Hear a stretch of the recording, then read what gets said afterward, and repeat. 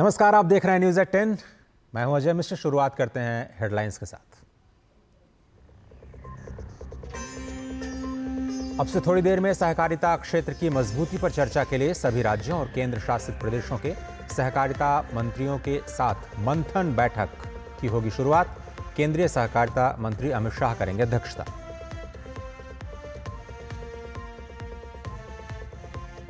कोलकाता में law college की छात्रा के सामूहिक दुष्कर्म के बाद विरोध प्रदर्शनों का सिलसिला तेज।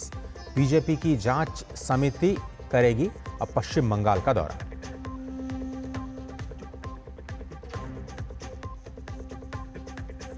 अवैध रूप से भारत में रह रहे बांग्लादेशी नागरिकों के खिलाफ चलाए जा रहे विशेष अभियान में दिल्ली पुलिस को मिली बड़ी सफलता।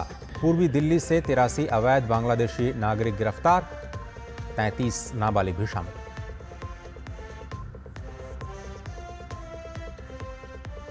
उत्तराखंड और हिमाचल में आज भी भारी बारिश का रेड अलर्ट। शैक्षणिक संस्थान बंद।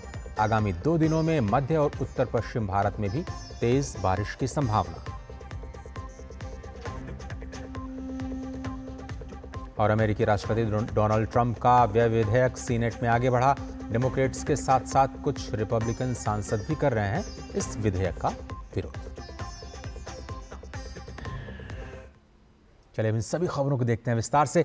नई दिल्ली में आज केंद्रीय सहकारिता मंत्रालय की अहम बैठक है।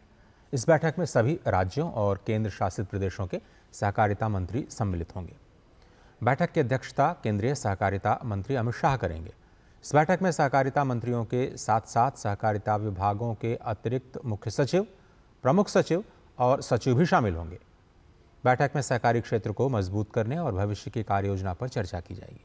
साथ ही सहकारी क्षेत्र में मानव संसाधन विकास, प्रशिक्षण, क्षमता निर्माण और त्रिभुवन सहकारी यूनिवर्सिटी की स्थापना को लेकर के भी विचार विमर्श होने की उम्मीद है।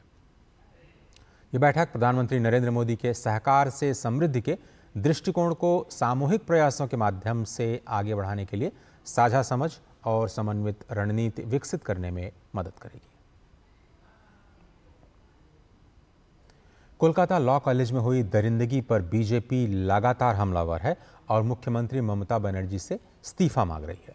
बीजेपी की जांच समिति आज पश्चिम बंगाल के लिए रवाना हो चुकी है। ये टीम घटनास्थल पर जाकर अपनी रिपोर्ट तैयार करेगी। पूर्व केंद्रीय मंत्री सत्यपाल सिंह और मीनाक्षी लेखी समेत 2 मौजूदा सांसद विप्लव कुमार देव और मनन कुमार मिश्रा इस जांच समिति में शामिल हैं। बीजेपी अध्यक्ष जेपी नड्डा ने इस समिति का गठन किया है, जो घटनास्थल का दौरा करने के बाद अपनी रिपोर्ट पार्टी अध्यक्ष को सौंपेगी।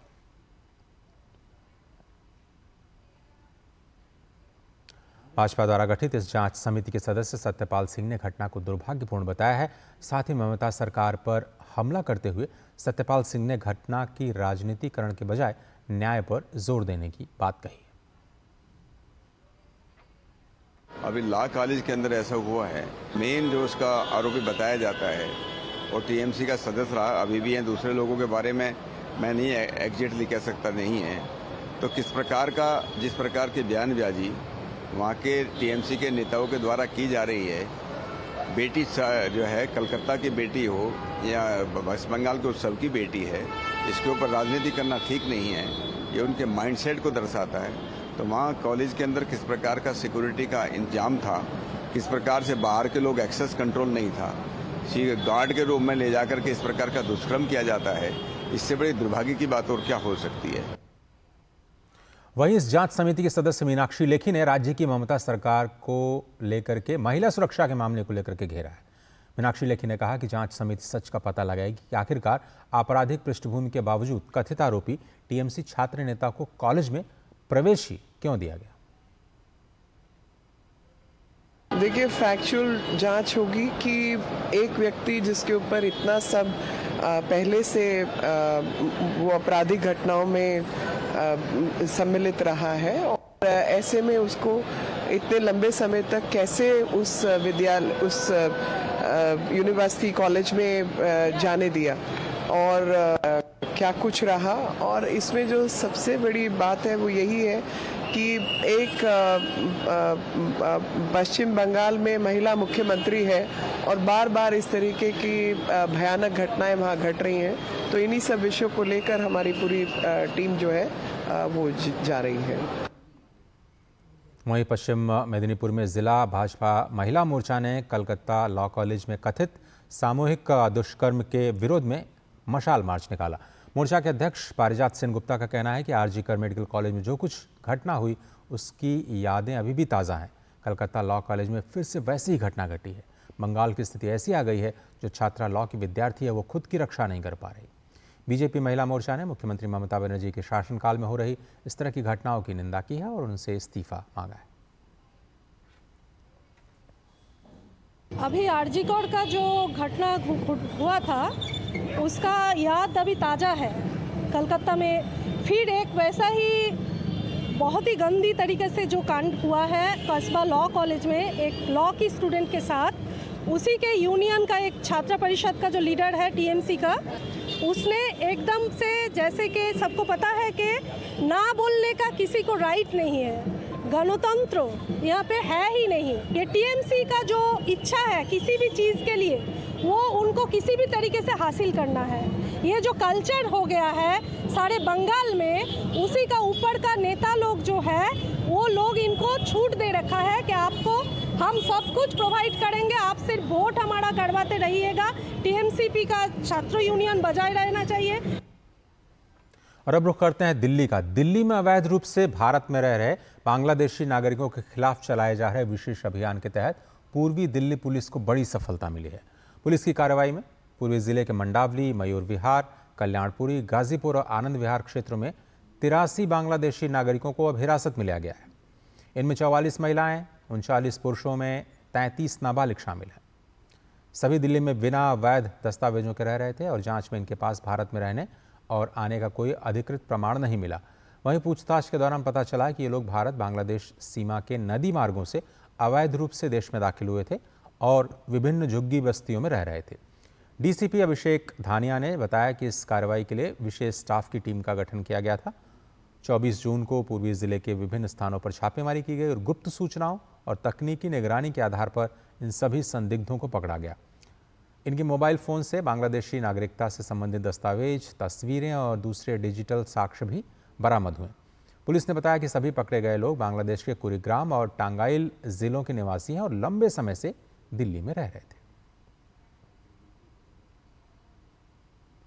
देश में इस साल मानसून ने तय समय से पहले ही दस्तक दे दी है। भारी बारिश से मैदानों से लेकर पहाड़ों तक हाहाकार मचा हुआ है। मौसम विभाग के मुताबिक दक्षिण पश्चिम मानसून ने 29 जून तक पूरे देश को कवर कर लिया, जो सामान्य तारीख 8 जुलाई से 9 दिन पहले ही आ गया। दिल्ली, बिहार, उत्तराखंड, हिमाचल प्रदेश समेत अन्य राज्यों में भी भारी बारिश हो रही है। देश के कई क्षेत्रों में बाढ़, भूस्खलन और बादल फटने जैसी स्थिति है। मौसम विभाग ने भी अगले 48 घंटों के लिए कई राज्यों में भारी बारिश और वज्रपात की चेतावनी जारी की। मौसम विभाग ने दिल्ली के लिए 1 और 2 जुलाई के लिए येलो अलर्ट जारी किया है। वहीं बिहार के पटना, गया, बांका और औरंगाबाद जैसे जिलों में भारी बारिश ने तबाही मचा रखी है। मौसम विभाग ने बिहार के 10 जिलों के लिए भारी बारिश और वज्रपात का रेड अलर्ट जारी किया है। वहीं पंजाब, हरियाणा के लिए भी ऑरेंज अलर्ट जारी।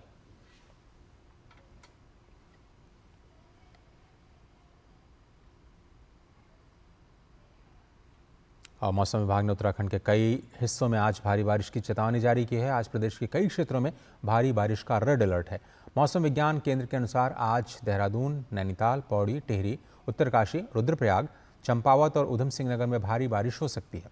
इसके अलावा अन्य जिलों में भी गरज चमक के साथ तेज़ बारिश हो सकती है। ज़्यादातर क्षेत्रों में अगले 3 दिनों तक भारी बारिश होगी और मौसम विभाग के अलर्ट के चलते प्रशासन ने स्कूल बंद रखने के आदेश दिए हैं। उत्तराखंड आपदा प्रबंधन विभाग ने भारी बारिश की आशंका को देखते हुए कक्षा 1 से 12वीं तक संचालित सभी शैक्षणिक संस्थाओं और आंगनवाड़ी केंद्रों में आज अवकाश घोषित किया है। इससे पहले आज एक दिन के लिए 4 धाम यात्रा भी स्थगित कर दी गई है। पहाड़ों और नदी नालों के किनारे विशेष सतर्कता बरतने के निर्देश दिए गए हैं। बता दें कि उत्तराखंड में बीते कई दिनों से भारी बारिश हो रही है। पहाड़ से मैदान तक बारिश की वजह से जनजीवन अस्त व्यस्त हो चुका है। मौसम में अगले कुछ दिन राहत के आसार नहीं है।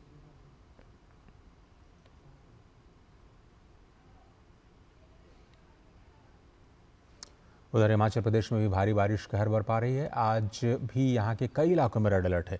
मुख्यमंत्री ठाकुर सुखविंदर सिंह सुक्खू के निर्देश पर राज्य के कुछ जिलों में भारी बारिश की चेतावनी को देखते हुए संबंधित जिलों में आज स्कूल बंद है।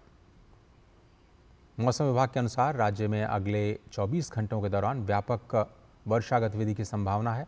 पिछले 24 घंटों में हुई भारी बारिश और आगामी समय में संभावित पारी से बहुत भारी वर्षा को ध्यान में रखते हुए मौसम विभाग ने जिला सोलन, सिरमौर, कांगड़ा और मंडी के लिए रेड अलर्ट जारी किया है।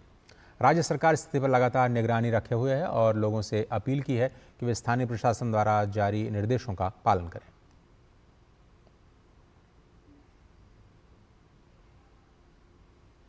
आगे बढ़ते हैं। कैलाश मानसरोवर यात्रा 5 सालों के बाद आज से फिर से शुरू हो रही है। ये यात्रा उत्तराखंड के लिपुलेख दर्रे और सिक्किम के नाथुला दर्रे से होकर के गुजरेगी। करीब 750 श्रद्धालु इस बार पवित्र स्थल की यात्रा करेंगे। वहीं उत्तराखंड में लिपुलेख दर्रा से 5 जत्थे जाएंगे, जिसमें प्रत्येक जत्थे में 50 यात्री शामिल होंगे, यानी कुल 250 यात्री। नाथुला दर्रे से जाने वाले 10 जत्थों में प्रत्येक जत्थे में 50 यात्री होंगे, यानी कुल 500 यात्री वहां से जाएंगे। पहला जत्था 10 जुलाई को लिपुलेख दर्रा पार कर चीन में प्रवेश करेगा। कैलाश मानसरोवर की ये यात्रा भगवान शिव के निवास कैलाश पर्वत और मानसरोवर झील तक जाती है। ये यात्रा न केवल हिंदुओं के लिए बल्कि बौद्ध और जैन धर्म के अनुयायियों के लिए भी बहुत महत्वपूर्ण है। उनके लिए भी एक पवित्र तीर्थ स्थान के रूप में ये मान्य है। यात्रा के दौरान कैलाश पर्वत की परिक्रमा 3 दिनों में पूरी होती है। ये परिक्रमा 4600 मीटर ऊंची तारबोचे घाटी से शुरू होती है। इसमें मानसरोवर झील की परिक्रमा भी शामिल है, जो कि 320 वर्ग किलोमीटर में फैली है। ये यात्रा कैलाश पर्वत की परिक्रमा के साथ साथ की जाती है। आज से शुरू हो रही ये यात्रा अगस्त तक जारी रहेगी। इस यात्रा के माध्यम से भक्तों को एक दिव्य और आध्यात्मिक अनुभव मिलता है। वहीं आगामी 3 जुलाई से शुरू होने वाली अमरनाथ यात्रा की सुरक्षा सुनिश्चित करने के लिए प्रशासन तैयारियों में जुटा हुआ है। इसी क्रम में एक एहतियाती प्रयास के तहत भारतीय सेना, सीआरपीएफ, जम्मू कश्मीर पुलिस और जम्मू कश्मीर राज्य आपदा प्रतिक्रिया बल यानी JKSTRF की ओर से जम्मू श्रीनगर राष्ट्रीय राजमार्ग पर समरौली तोलडी नाला में एक संयुक्त मॉक भूस्खलन अभ्यास आयोजित किया गया।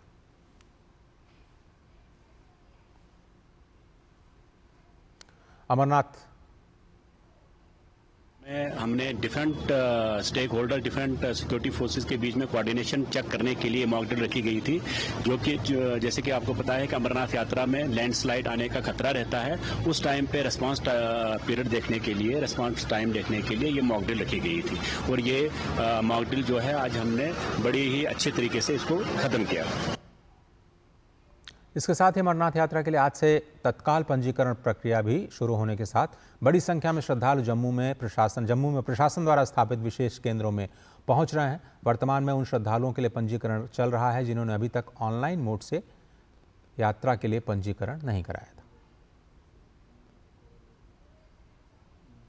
वो अपना सरस्वती धाम में शुरू किया है। ये एकमात्र जम्मू में एक टोकन सेंटर है। यहाँ से पहलगाम के लिए भी और बाल्टल के लिए भी टोकन्स जो हैं वो बांटे जा रहे हैं। इसी टोकन्स के आधार पे पंजीकरण किया जाएगा। पंजीकरण के 3 सेंटर्स बनाए गए हैं। एक वैष्णवी धाम में है, एक पंचायत घर में है और एक महाजन हाल में है। अगर मैं टोकन्स की बात करूँ तो 6 जो काउंटर्स हैं वो हमने पहलगाम के लिए बनाए हैं और 6 काउंटर्स हमने बाल्टल के लिए बनाए हैं। लोगों को सिर्फ एक मात्र आधार कार्ड की ज़रूरत है। उसके आधार पे हम लोगों को टोकन्स देते हैं। उनको अपना आधार कार्ड लेके आना है और अगर वो पहले से मेडिकल लेके आए हैं, यहाँ पे रजिस्ट्रेशन करते हुए मेडिकल करवाने की ज़रूरत नहीं पड़ेगी। और अगर वो मेडिकल सर्टिफिकेट अपना नहीं लेके आए हैं तो ऑन स्पॉट भी उनका जो है मेडिकल किया जाएगा, उनको सर्टिफिकेट जारी किया जाएगा। बुलेटिन में एक छोटा सा ब्रेक लेते हैं, देखते रहिए DD न्यूज़। दादी के हाथों का जादू और खुशबू से महकता घर। MDH गरम मसाला, असली मसालों से भरा हूँ मैं, क्योंकि हर रिश्ता है स्वाद से जुड़ा। मेरी पसंद, मेरी पसंद, मेरी पसंद, मेरी पसंद, हमारी पसंद, हम सबकी पसंद। मजबूत देश का मजबूत सरिया होंगे स्टील। एक बार फिर स्वागत है, आप देख रहे हैं न्यूज़ 18। आज से 50 साल पहले इस देश के लोकतांत्रिक मूल्यों और नागरिकों के अधिकारों को पूरी बेदर्दी से कुचल दिया गया था। हम बात कर रहे हैं इमरजेंसी की, जिसे 1975 में इंदिरा गांधी की सरकार ने इस देश पर लादा था। संविधान हत्या दिवस के मौके पर डीडी न्यूज़ लाया एक स्पेशल सीरीज इमरजेंसी एट 50 और इसी कड़ी में हम आज आपको दिखा रहे हैं कि कैसे इमरजेंसी के दौरान तत्कालीन इंदिरा गांधी सरकार ने न्यायपालिका पर जमकर हमला बोला। इतना ही नहीं, संविधान की प्रस्तावना में भी बदलाव कर संविधान की मूल आत्मा पर ही प्रहार किया गया।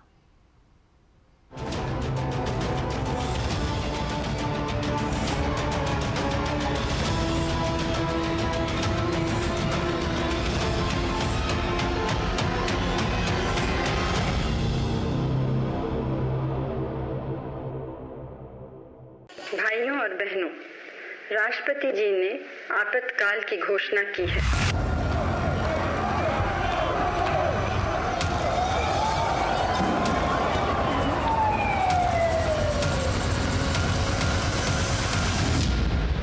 यह घोषणा भारतीय इतिहास के उस सबसे काले दौर की शुरुआत थी, जब देश में अभूतपूर्व दमन की शुरुआत हुई। लेकिन इसके पीछे कारण बना था इलाहाबाद हाई कोर्ट का एक फैसला और उसे लागू करने पर पूर्ण रोक से इनकार करने वाला सुप्रीम कोर्ट का एक आदेश। इसलिए जब आपातकाल लगा तो तत्कालीन इंदिरा गांधी सरकार ने न्यायपालिका पर भी जमकर हमला बोला।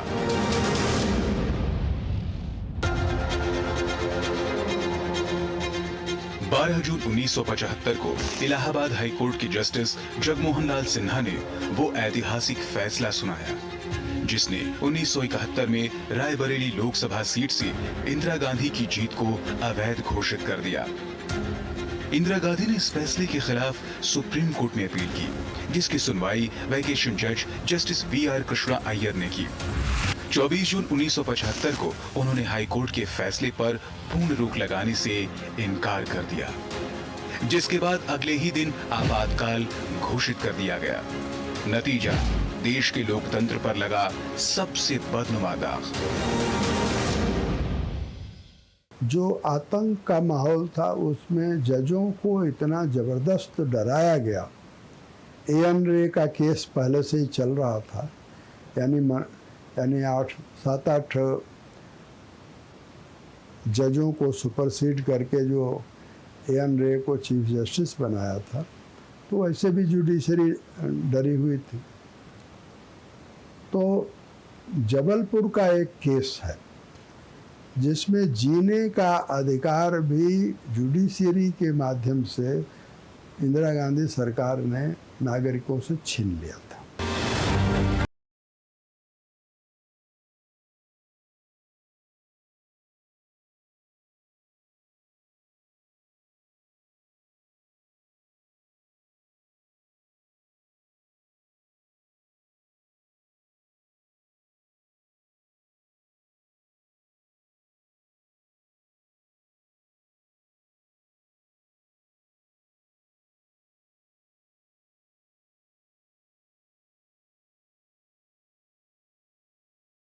के खिलाफ फैसले सुनाए थे। इन आदेशों को पारित करने वाले कई जजों को बदले और कई को तबादले की कार्रवाई का सामना करना पड़ा। लेकिन इमरजेंसी के दौरान न्यायपालिका पर हमले का सबसे बड़ा शिकार बने थे जस्टिस एच.आर. खन्ना। तब भारत का अगला मुख्य न्यायाधीश बनने के लिए जस्टिस खन्ना का नाम सबसे आगे था, क्योंकि वो सुप्रीम कोर्ट में सबसे सीनियर जज थे। लेकिन एडीएम जबलपुर केस, जो इमरजेंसी के दौरान मौलिक अधिकारों के निलंबन से संबंधित था, इस मामले में उनकी एक असहमति की वजह से इंदिरा गांधी सरकार ने उन्हें चीफ जस्टिस नहीं बनने दिया और उनसे जूनियर जस्टिस मिर्जा हमीदुल्लाह बेग को भारत का चीफ जस्टिस बना दिया गया। इसके विरोध में जस्टिस खन्ना ने उसी दिन इस्तीफा दे दिया था। जस्टिस खन्ना यह स्वीकार करने के लिए तैयार नहीं थे कि किसी भी हालत में सरकार द्वारा किसी नागरिक से उसके जीने का हक और अदालत में न्याय मांगने का अधिकार यह छीन लिया गया। अपने डिसेंटिंग जजमेंट के लिए जस्टिस खन्ना को क्या कीमत चुकानी पड़ी, यह बात भारतीय लोकतंत्र के सबसे काले अध्याय के पन्नों में अंकित है।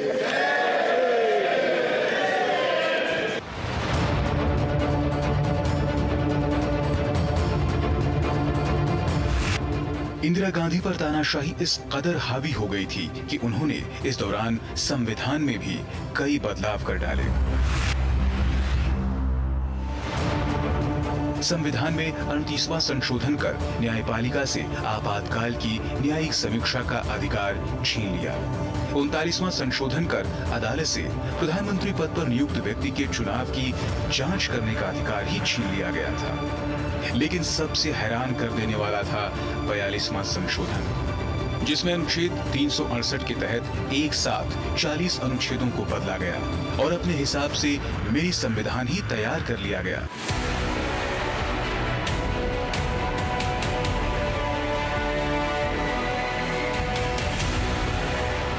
पचहत्तर वर्षों के इतिहास में यही एकमात्र ऐसा संशोधन है जिसमें संविधान की प्रस्तावना में भी बदलाव किया गया था। इतना ही नहीं, आपातकाल के दौरान संविधान का गला पूरी तरह घोंट दिया गया। आपातकाल की घोषणा के साथ ही संविधान के अनुच्छेद 14, 21 और 22 को निलंबित कर दिया गया था और समानता, जीवन और व्यक्तिगत स्वतंत्रता जैसे मौलिक अधिकार छीन लिए गए थे। जनवरी 1976 में अनुच्छेद 19 को भी निलंबित कर दिया गया और अभिव्यक्ति की आजादी, प्रकाशन, संघ बनाने और सभा करने की आजादी भी छीन ली गई।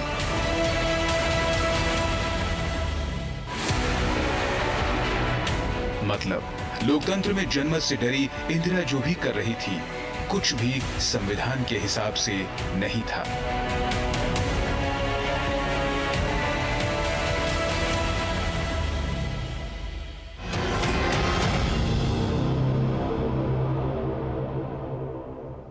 और बुलेटिन में फिलहाल लेते हैं एक छोटा सा ब्रेक। देखते रहिए डीडी न्यूज़। सस्ते वाले दाल मसाले स्वाद हुआ बेकार। MDH की हल्दी मिर्ची धनिया करे कमाल। ये रंग दे, ये खुशबू दे, ये तीखा, ये कम पड़े। क्या निराला MDH मसाला।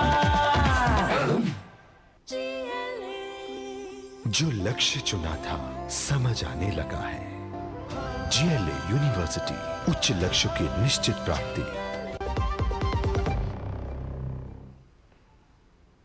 अमेरिकी सीनेट में राष्ट्रपति डोनाल्ड ट्रंप के टैक्स और खर्च बिल्स पर बहस की मंजूरी मिल गई है। शनिवार को हुई वोटिंग में सीनेट ने 940 पन्नों वाले इस विधेयक पर बहस की अनुमति देने वाले प्रस्ताव को 51-49 के मामूली अंतर से पारित कर दिया। इस प्रक्रिया के दौरान ट्रंप की रिपब्लिकन पार्टी के 2 सांसदों ने डेमोक्रेट्स पार्टी के साथ मिलकर बिल के विरोध में वोट किया। राष्ट्रपति ट्रंप इस बिल को 4 जुलाई तक पारित करवाना चाहते थे ताकि वे अमेरिकी स्वतंत्रता दिवस के मौके पर विधेयक को कानून का रूप दे सकें। बता दें कि यह खर्च विधेयक प्रस्ताव ट्रंप के घरेलू एजेंडे के प्रमुख हिस्सों को पूरा करेगा। साथ ही यह सामाजिक कल्याण कार्यक्रमों में भी भारी कटौती करेगा। टेनिस के सबसे प्रतिष्ठित टूर्नामेंट विंबलडन 2025 का आगाज आज से होने जा रहा है। लंदन में आयोजित होने वाले विंबलडन 2025 का फाइनल 13 जुलाई को होगा। पहले दौर में आज कुल 32 मुकाबले खेले जाएंगे। पुरुष सिंगल्स में डिफेंडिंग चैंपियन कार्लोस अल्काराज का पहला मुकाबला दुनिया के 9वें नंबर के इटली के टेनिस खिलाड़ी फैबियो फोग्निनी से होगा। ये मैच आज शाम 6 बजे से खेला जाएगा। वहीं महिला सिंगल्स में स्पेन की पाउला बाडोसा केटी वोल्टर से भिड़ेंगी। विंबलडन पुरुष और महिला डबल्स मुकाबलों की शुरुआत 2 जुलाई से होगी।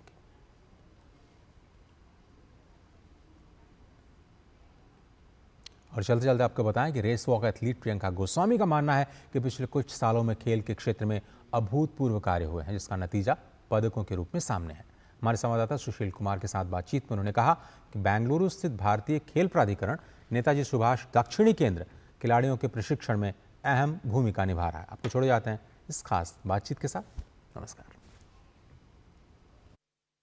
आने वाला साल देश और दुनिया भर के खिलाड़ियों के लिए अहम होने वाला है। World athletics championship, Asian games और कॉमनवेल्थ गेम्स, इसको लेकर खिलाड़ियों की तैयारी भी जोरों पर है। इस वक्त मेरे साथ प्रियंका गोस्वामी मौजूद हैं। प्रियंका, अभी आप बेंगलुरु के साई सेंटर में प्रैक्टिस कर रही हैं आगामी प्रतियोगिताओं के लिए। आपसे जानना चाहूँगी, आप यहाँ पे बहुत समय से इस ट्रैक पर आप खुद को जो है प्रिपेयर कर रही हैं।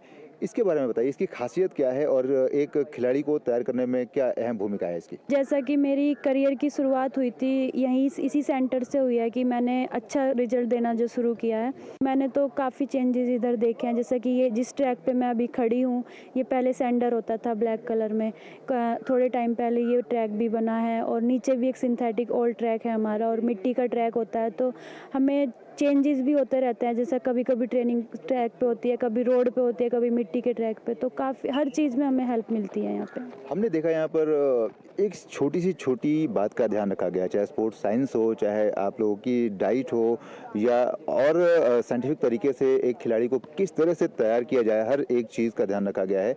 ये आप लोगों के परफॉर्मेंस को बढ़ाने में कितना मददगार साबित करता है?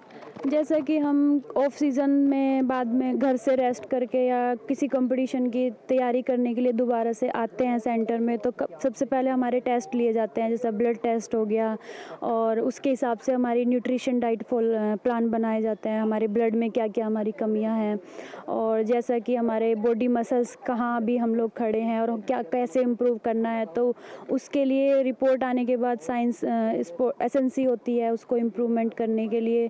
तो स्टेप बाय स्टेप एक बहुत बड़ी टीम बन जाती है कि हमें परफॉर्मेंस कैसे लानी है, तो काफ़ी हेल्प मिलती है। जो स्कीम्स है गवर्नमेंट द्वारा खिलाड़ियों को दी जा रही है उसके बारे में वो खिलाड़ियों के लिए कितनी ज़्यादा अहमियत रखती हैं और एक छोटे से गांव से निकले खिलाड़ी को एक इंटरनेशनल लेवल देने में का जो सफ़र है, जो प्रोसेस है, इसे बारे में बताएं। अभी तो टीम्स जाती हैं, जैसे जूनियर नेशनल हो गया या हमारे एथलेटिक्स के भी मीट्स होती है, काफ़ी डिस्ट्रिक्ट लेवल की भी होती है, तो खेलो इंडिया से टीम जाती है, एथलीट्स देखते हैं कि किन में टैलेंट दिख रहा है उनको, तो उस खेलो इंडिया टैलेंट के थ्रू एथलीट्स को डायरेक्ट भी लेते हैं और ये एक बहुत बड़ी अच्छी स्कीम है। तो ये थी प्रियंका गोस्वामी, जिनका साफ तौर पर कहना है कि जिस तरह से सरकार खिलाड़ियों के साथ खड़ी है, खिलाड़ियों की हर एक जरूरत का ध्यान रखा जा रहा है। साई सेंटर बेंगलुरु में कैमरामैन प्रमोद नगी के साथ मैं सुशील कुमार, डीडी न्यूज़, बेंगलुरु।